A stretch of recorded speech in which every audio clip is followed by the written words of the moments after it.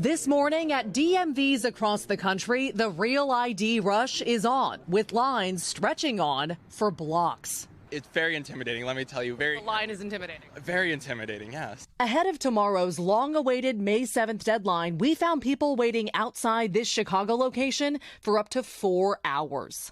When you walked up here and you saw this line, what did you think? Oh, took my breath away. Not in a good way.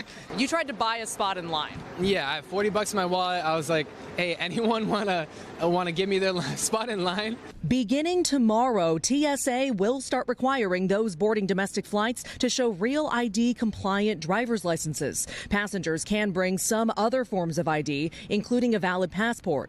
TSA says those who don't have acceptable forms of ID should allow extra time for screening. We don't want anybody to get delayed and not be able to travel when they get to an airport. The shift rooted in calls for more safety in air travel, with Congress passing the Real ID Act in 2005 after the 9/11 Commission recommended stronger federal standards for state-issued IDs. Following decades of delays, the wait is finally over, and lots of Americans are scrambling. I've been trying for on and off for a week, and I either miss it or they flat out tell me it's booked. The summer travel season already off to a chaotic start, with air traffic controller shortages nationwide under a renewed microscope. United Airlines warning passengers to avoid hard-hit Newark Airport, canceling close to 3 dozen daily flights through the crowded hub. Now, America's airports are counting down to another major shift, with the Real ID ripple effect already unmissable.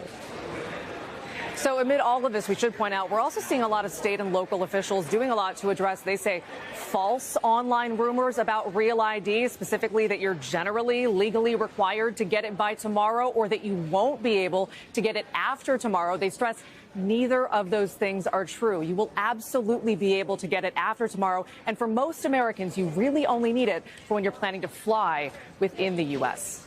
Guys. All right, Maggie Vesper there at Chicago O'Hare. Maggie, thank you. Well, let's drill down on more of those facts. We've got Steve Loren, Deputy Executive Assistant Administrator for Security Operations at the TSA. Mr. Loren, good morning to you. First of all, set the scene for us. How ready do you think this country is for Real ID? How many people have got their IDs up to date? Well, good morning, and thank you so much for having me this morning. I will tell you, currently, we have about 81% of the population that is traveling has Real ID compliant driver's license or a passport or other acceptable forms of ID. So we are well prepared for tomorrow for the launch of Real ID implementation. There's been a lot of work that has been taking place over the last couple months, but also the last couple years to make sure that we're ready. So TSA is ready to go. There's been a lot of collaboration and coordination on our part to make sure that the agency, our employees are ready to handle the passenger volumes coming our way. So, Steve, again, just to be clear, we actually want to show folks at home right now some of the other forms of ID that you can carry with you if you do not have a Real ID, including, of course, your passport. I was surprised to find out there are actually 15 different kinds of IDs that people can have with them if they don't get one of those Real IDs in time. If you don't have one, Steve, remind people what they can expect if they get to when they get to the airport for their flight. Absolutely. So one of the things that we would recommend is just give yourself plenty of time, not only for parking, but checking in with the airlines, and give yourself the opportunity to make sure that you go through the screening process. It's going to be important to mention, it's going to be a full court press at all the airports across the country. So we're going to have staff that's going to be positioned in front of our security checkpoints. If you have questions, if there's any questions about acceptable forms of ID, we recommend that you go to tsa.gov. It has the list of acceptable forms of ID that we have. But we're ready. We're ready to go for tomorrow, and we're going to make sure that the customers have a seamless experience going through the security checkpoint process.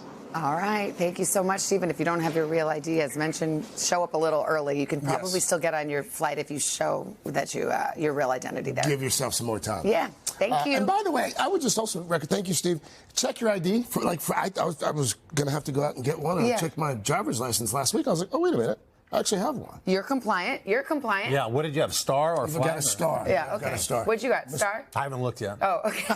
Okay, all right. It'll be a Mr. surprise. Roker got his probably 5 years ago. No, but a couple of years ago. Okay. And everybody, I was kind of surprised at 81%. That's It's- I great. know, exactly. That's pretty good. So people are listening. We like that.